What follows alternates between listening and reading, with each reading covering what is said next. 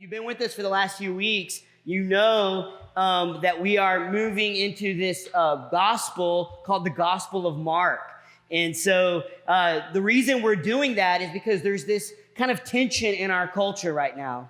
And the tension in our culture is that we're a very spiritual culture, but we're kind of disillusioned with organized religion and the church. Is anybody with me?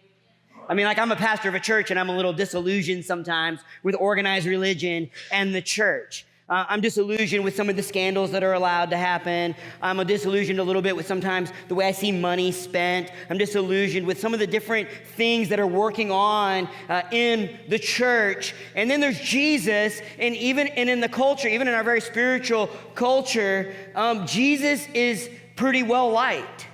In other words, when we look at the church, we sometimes go, gosh, man, what's going on with the church? What's wrong with the church? Why is it so off base? What's it doing? And then when we look at Jesus and we kind of go, wow, that's cool. That's Jesus. Wow. And the problem is that we rarely actually give Jesus a real hearing. We rarely actually look into the life of Jesus himself, at the documents that are the most accurate documents, the most reliable documents we have of the life, the teachings, and the work of Jesus. We rarely go to those and say, what did Jesus actually say himself? What did he actually do himself? You know, it's interesting, I've said this every week, but it's interesting that if you were in the first century, when this whole Jesus thing got going and this thing called the church was birthed, no one could have separated the movement called the church from the person and the work of Jesus.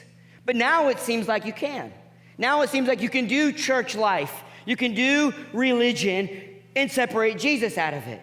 And you don't have to say much about the mind, the thoughts, and the work of Jesus himself. So we don't want to do that. And so we're going to work through the Gospel of Mark, and we're going to look very carefully at Jesus himself week after week after week. And this is really cool because the other writers of the Bible point us to this all the time. Here's another passage. I'm going to try to show you one of these every single week, how other writers of the Bible try to push us back to the centrality of Jesus himself. So check this out. This is in Colossians chapter 1, verse 15. He says, Jesus, he is the image of the invisible God. He's the firstborn over all creation. He's number one. He's the first. For by him all things were created. Someone say all things. All things were made by Jesus. Okay, he's not the little kid of the Trinity. All things were made by him. And in him, all things in heaven, on earth, visible and invisible, thrones or dominions or rulers or authorities, all things were created through him. And someone say, for. All things exist for Jesus. That means you exist for Jesus. You were created by Jesus and created what? For Jesus. You were created by Jesus, for Jesus, and he holds all things together. So if you walked in this morning and things worked in your body to get you in the front door, or if you were able to eat and your digestive system worked for you and things were just clicking and you're alive and your mind works, you were created by God, you're held together by God, and you are for God. You exist for God. That's a beautiful thing.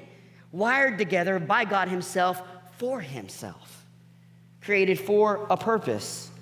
And then what's he say? And he holds all things together. He's the head of the body, the what? The church. Which means it should be unconscionable. It should be crazy to be able to separate Jesus from the church. And that the church would do anything other than center itself on the person and the work of Jesus himself. You know, it's interesting. There was this awesome quote I want to show you by Shane Claiborne. It says, when we lose Jesus at the center, we start talking a lot about things Jesus never talked about.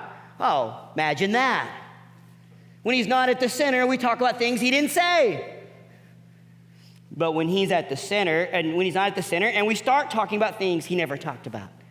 We stop talking about things he cared about. We start talking about things he didn't care about. He's not at the center anymore.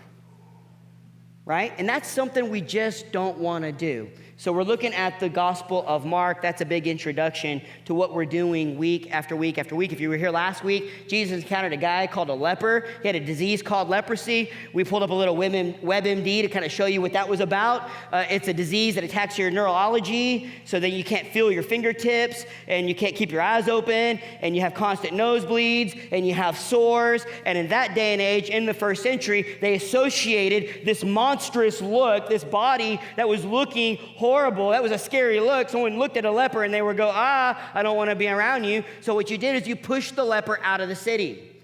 You pushed the leper away from the city and you kind of fed them like a dog. So you wouldn't put food out, but you weren't close to the wild dog because you didn't want to be touched, because it was a myth that if you touched a leper, you got leprosy. Have you ever been around somebody that you're afraid to touch because you're afraid you're going to catch whatever they got? And I don't mean like a cold. I just mean there's a vibe about them and you're just like, I don't want whatever that is. We do that. We associate touch with getting whatever somebody's got, even if it's not a sickness. And so lepers are pushed away from the camp. They're pushed away from the family. And Jesus, which is interesting, Jesus is surrounded by the crowds. And a leper can't get to Jesus when there's a crowd. Or outcasts can't get to you if you only hang out with church people. They can't. And so here is Jesus, and what he does is he pushes away from the crowds, and he gets away from the crowds to go to another place. And while he's on the journey to another place, this leper guy finds him, and the leper has a very interesting question. His question is, I think you're powerful enough to make me whole. Do you want to? I think you've got all the power in the universe. I think you're strong enough to do whatever it is you want. But I don't know about your heart. I don't know if you love me. I don't know if you care about me. And I don't know if you want to make me whole. And we saw last week, Jesus came through real clear. He said, I want to. And you might be here this morning, just an introduction to the talk. This is last week's sermon. If you missed it, Jesus wants to make you whole.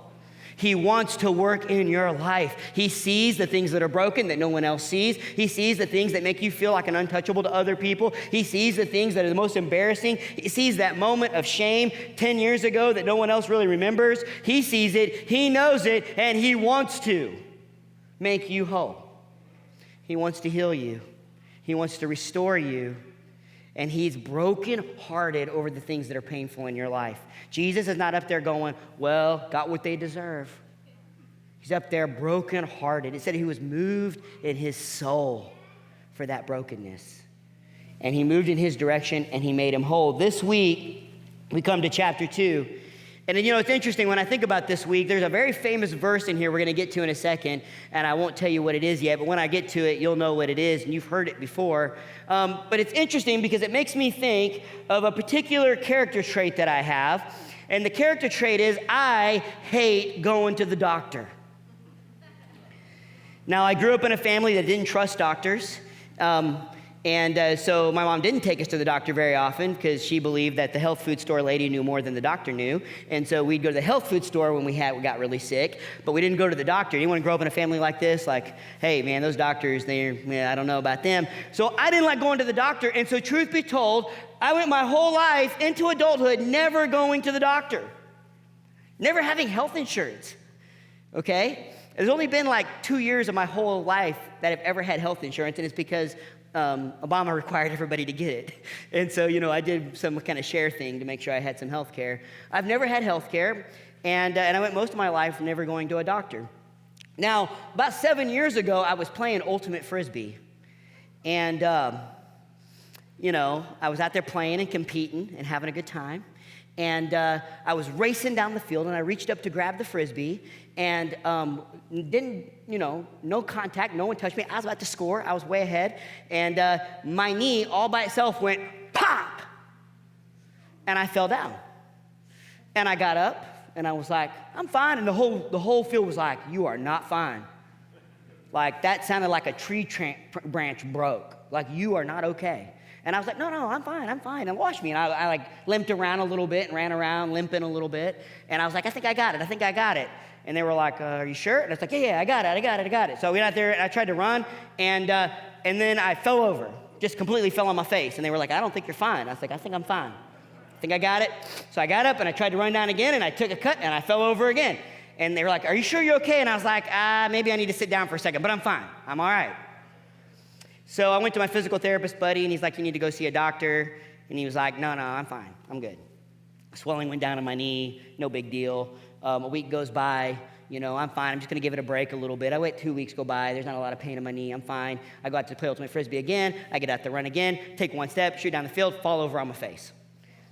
And the people are like, are you okay? And I'm like, no, I'm fine. I'm good.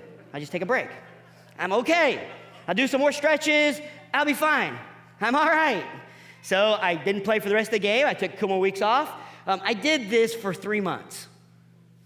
For 3 months, I tried to exercise a little bit more, stretch a little more, I'd be fine. And then I'd try to go out there and run, and I'd fall over on my face every time. Every single time I would go over, and it was the same kind of thing. I'd fall over. It was so bad, it'd be dangerous. I wouldn't know when it would give out. It would be really weird. So one time I was helping somebody move, and I was carrying a box, because I'm fine, right? I'm fine. I'm carrying a box down the stairs. I'm doing just fine. My knee gives out, and I tumble down the stairs with a bunch of boxes and almost break my neck. I wasn't fine. But I hate going to the doctor. I hate it. So finally, I went to the doctor, and lo and behold, I have a torn ACL. And guess what? If you know anything about those, they don't fix themselves. Anybody know that? Like, they don't just grow back. Okay? They're just gone, tore, done. And there's only one way to fix it, and that's surgery, and that's to give you a repaired ACL in your knee. Which means a guy who's never gone to a doctor now has to have surgery. I was not happy about that, but the doctor was like, here, you got 2 choices. Either you keep falling on your face, or you can have surgery. Because the ACL, it's gone. You're done. It's broken. And what's interesting is in this passage is Jesus is going to encounter a few people. And he's going to encounter one group of people that know they're broken. I mean, they know they're broken. And they're so desperate to see a doctor, they'll do whatever it takes. And there's another group of people that don't think they're broken at all. They don't think they're messed up. They don't think they have any struggles. They think they're just fine the way they are. And we're going to see how Jesus relates to these 2 groups of people. Let's check this out. Chapter 2, verse 1. And when Jesus had returned to Capernaum for some days, it was reported that he was at home. In other words, he was at his house. He was in his hometown at his house. And many were gathered together so that there was no more room, not even at the door. So there's no room, there's no room, not even at the door. There's crowds are gathering around at the door at his house. Okay? And he was preaching the word to them from the inside of the house. So you got to imagine this. Jesus is in the house. The door is open. Crowds of people are in the house. Crowds of people are outside the house, and he's preaching. Okay?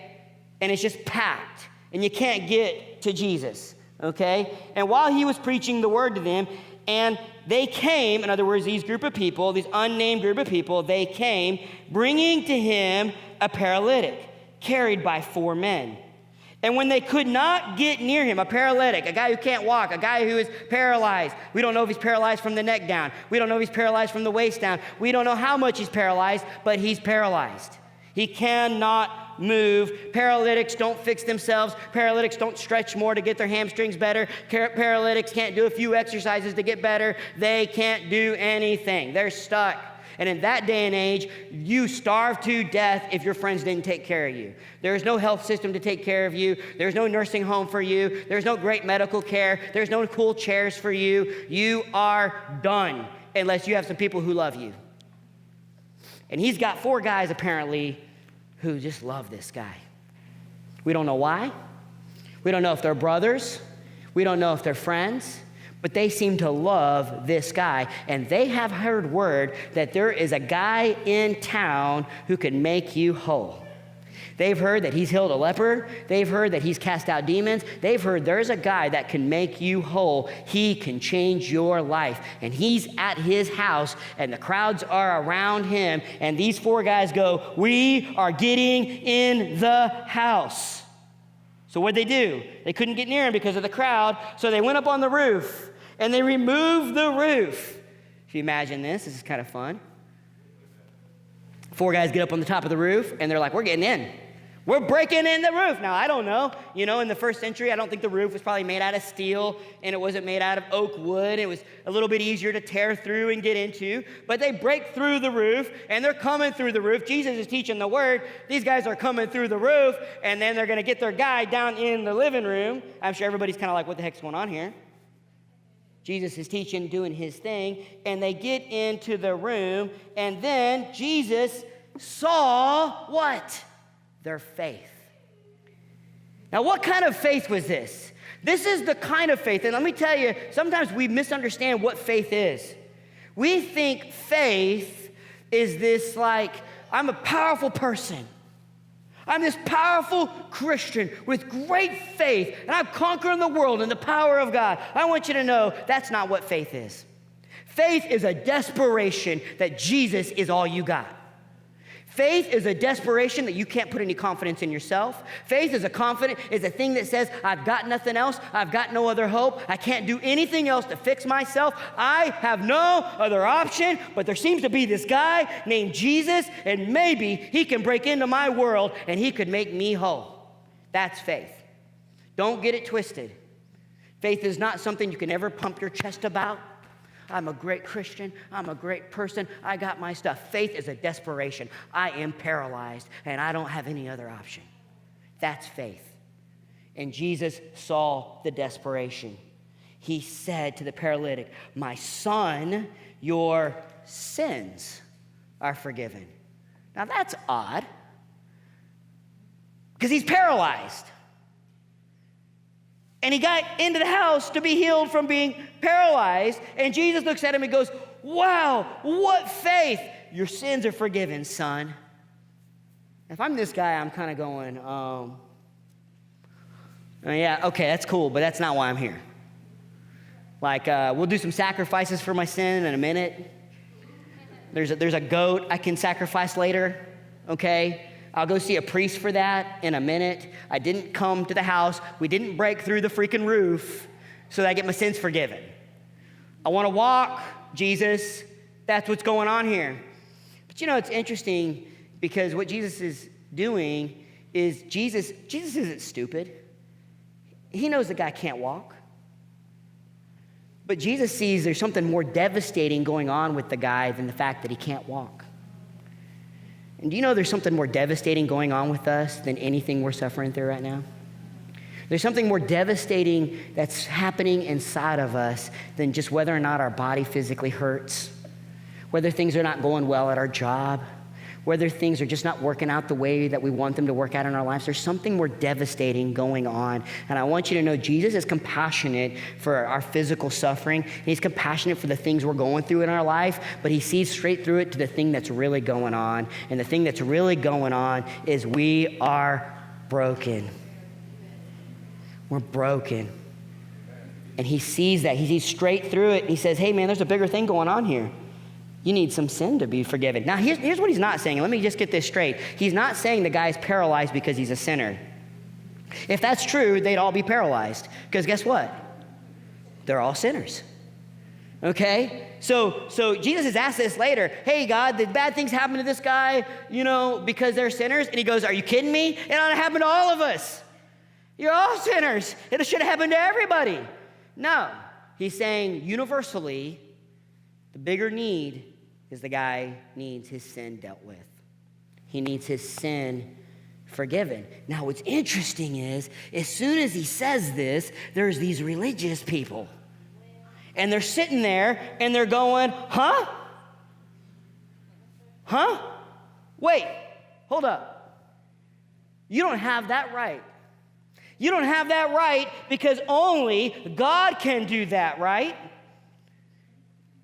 And see, they're not putting that kind of confidence in Jesus yet. And so they get pretty indignant. Hey, there's this guy with sin. And here's what they're also thinking. They're the ones who do the sacrifices. These are the scribes and the priests and the folks like that. And they're thinking, wait a minute, that's my job. We're the ones who go before God with your dove or your lamb, and we're the ones who make the blood offering so that God accepts you. We're the spiritual ones. We're the godly ones. We're the ones who are supposed to take this sinner before God and make sure he gets forgiven. Who are you to show up on the scene and with one word say, hey, you're forgiven? Only God can do that. And Jesus knows what's in their mind. And he perceives in his spirit that they're questioning him this way. And he said to them, why do you question these things in your heart? Which is easier to say to the paralytic? What's easier to say to the guy who can't walk and can't move, your sins are forgiven? What's easier to do? To say that your sins are forgiven, or to say, rise up and take your bed and walk? What's easier? Now, that's a rhetorical question if you haven't bumped into those, okay? Because the truth is, they're both impossible. You can't manage your sin, and I can't manage my sin, and no human being on the planet can snap their fingers and say, Lloyd, it's okay. Now, we try to do that with each other all the time. We'll sit with each other, someone will blow it, someone will do something, and we'll sit across from somebody and we'll go, you know what, it's hey, listen, I know, Sam, I know you did that, but I'm your friend. It's not as bad as you think. It's really okay. Don't feel bad about it. It's fine. But the truth is, no human being on the planet can snap their fingers and say, your sin's forgiven, Cheryl. It's impossible. Just like no one can snap their fingers and say, get up and walk. They're two impossibilities. And Jesus says, which is easier to do? Forgive your sins or rise up and walk? But verse 10, this is the thing that holds the whole story together. But that you may know. Someone look to your neighbor and say, that you may know. See, this is the awesome thing about Jesus. He wants you to know some stuff. And he wants you to know it really, really clear. That you may know that the Son of Man has power and authority on earth to do what? Forgive sin. To heal the most devastating thing going on in any of our lives. Here's the deal. The paralytic, if he walks again, if he gets up and he walks, he still has a clock. He's still going to be in a grave one day. If God comes in powerful ways and heals your back that hurts right now, or he comes in and he heals something you're struggling in your physical body, if you have an autoimmune disease, friends, if God heals you and he goes, wow, you're healed, you still have a clock, you'll still be in a grave unless Jesus comes home first. There's something much more devastating going on in us. It's our sin. And so Jesus speaks into that you may know that he has the authority on earth to forgive every bit of shameful brokenness you walk with. That's more devastating than if you couldn't physically even move your neck. If you know that he has the power to do that, check it out. I say to you, rise up, pick up your bed, and go home. Not so we would go, wow, a healer. So we'd go, wow, a guy who can deal with the most devastating thing apart with me. My sin, my shame, my rebellion, my darkest secrets, the thing that makes me the most unlovable to other people who know me. He says, you're forgiven. You can be healed. And so you know that I can do that, get up and walk. That's amazing. And it bumps into a couple things for us. One thing it bumps in for us is, do we believe that Jesus can actually forgive our sin? We know, at the deep down, we know it's kind of impossible to forgive it ourselves. We try. You know, our culture has lots of stuff like forgive yourself, be easy on yourself, let it go, love yourself. But we know at the end of the day, at the quietest nights, we know that it's still there. It's still there, and we don't have the power to get rid of it. And no matter what any of our friends who love us or any of the popular people that we're around, no matter what they say, it's still there. The question is, do we believe he has the power to do that? It's a big question that hangs over a lot of our heads. And I'll tell you this, particularly if you grew up in the church, because there's the words that ring into the church boys' ears. If you know the right and you don't do it, bigger judgment for you. And so if you're a church kid and you grew up like me in the church and you've got some dark stuff you kind of battle with and struggle with, and you kind of go, man, I'm trying to manage it. Man, I'm trying to fix it. Man, I'm trying to solve it, but I seem to fail again. I seem to fail again. I seem to fail again. In the back of your mind, you're going, God's going, oh, Chuck, but you know better. You grew up in the church. You know better, don't you? And at the end of the day, you kind of go, man, I don't know if there's a Jesus out there that has the power to forgive this. And so you walk around with shame and condemnation and guilt, not knowing if God can do what he says he can do, which he can forgive sin.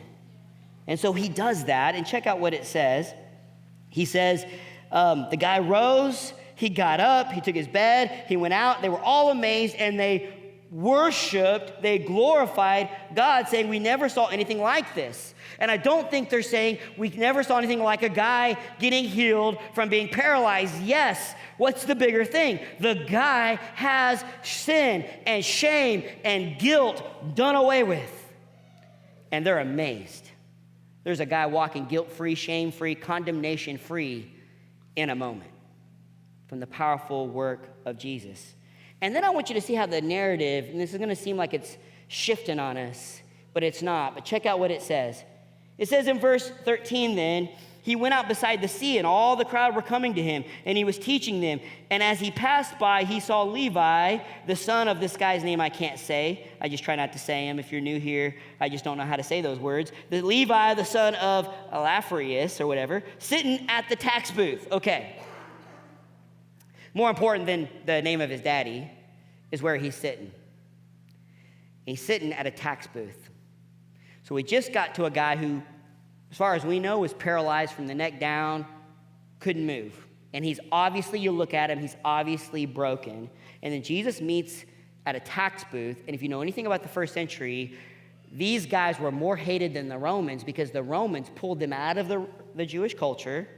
And they said, hey, we want taxes, and you know where to get it. And by the way, you can take as much as you want. Here's what you owe us, but you can also take as much as you want, and the Roman government supports you. So a tax collector, a Jewish tax collector, was a thief. A Jewish tax collector had the Roman government behind them to say, hey, you owe 20% to the government, but I'm taking 35% for myself. And you can't do nothing about it. So Jesus gets to Levi, and he's sitting at a booth. And of course, he's got the crowds following him. And he says to the guy, follow me. If you're following Jesus, if you're one of the crowds, you're going, what? Okay, so you heal the guy who can't walk, and you say you forgive sins, but come on now, I don't know if we're going to keep hanging with you if you're going to let the thief, the tax collector, the traitor to our culture, the one who has turned their back on our culture, so that they can get a leg up with those that are in power. Really? That guy? Follow me? And Jesus says, follow me. And he rose and they followed. And he didn't just say, follow me. He reclined at a table at Levi's house. That's worse. That's worse. Hey, dude, who's stabbing your Jewish brothers in the back and robbing them from extra money? I want you to follow me. Oh, the crowds are going, I don't know about that. And then, where are we going? We're going to the bad part of town. We're going into that part. Oh, no, hey, wait a minute, hey, what, Jesus, you know that they carry knives around here. Hey, you know, Jesus, this is where they sell drugs. You know this is where they do that. Hey, Jesus, this is the red light district, Jesus. Where are we going here? And they go to his house. And he goes into his house, and he sits at his table with what? Many tax collectors. If you're one of the religious people, you're losing your mind. Okay, one is bad enough. Now you got many. And what are you doing? You're sitting at his table. You're eating. You're reclining. And of course, the religious people, the scribes of the Pharisees, when they saw he was eating with sinners. See, when you're religious, everyone else is a sinner. You don't need a doctor. Everyone else needs a doctor. They're sinners and tax collectors. And he said to his disciples, why does he eat with tax collectors, i.e. backstabbers and thieves? and sinners. And when Jesus heard it, he said, those who are well have no need of a physician. I came not to call the righteous, and what he could say is, I came not to call the people who think they're righteous, but I came to call sinners. And here's the question, the band can come back up, and I'm done, and we're going to move to the table here in a second, but here's the question that hangs in the air. Do you know you're spiritually sick? Do you know you're spiritually sick? If you're not a Jesus follower this morning, I just want you to know you're in good company, because you're around a bunch of people who are spiritually sick, broken, and are walking through seeing Jesus heal our lives from that brokenness. So if you're spiritually sick, you're in a great place. But I tell you what's more dangerous, and this used to be me for a long time. I came to church week after week after week, and I didn't know I was spiritually sick. And I want you to know this morning, if you don't know you're spiritually sick, that's a more dangerous place. That's carrying boxes downstairs with a torn ACL, not knowing that your leg's going to give out and you're going to bite it and maybe break your neck. It's more dangerous to know or not to know that you need help than to be the guy who's paralyzed saying, I need help. And what's faith? Faith, the thing that would rescue us, that would save us, is the recognition we need help. And we see Jesus as our only option. If Jesus is your only option this morning, then trust him. If Jesus is your only option, if he's the only way to deal with his shame and condemnation, then trust him. Put your confidence in him and let him move in and begin to restore and heal your life. So with that in mind, we're going to move to the biggest representation of what Jesus has done through the table. So I'm going to pray, and we're going to respond through taking communion and through worship. Jesus, we love you. We need you. And we are broken in a devastating way. We're more broken than the paralyzed guy. We carry more shame than we want to tell anybody about. But you have the power to forgive sin. And you came, you said, not for the righteous, but for sinners. And the cool thing is, the interesting thing is, we're all in the second category. No one is righteous. No one's sitting here, okay. We need you. We need you to heal us. And so we want to have the faith that comes to you and says, we can't do it on our own. We want to look at you and say, if you would make me whole, then we want to be whole. Put our confidence in you. In Jesus' name, amen.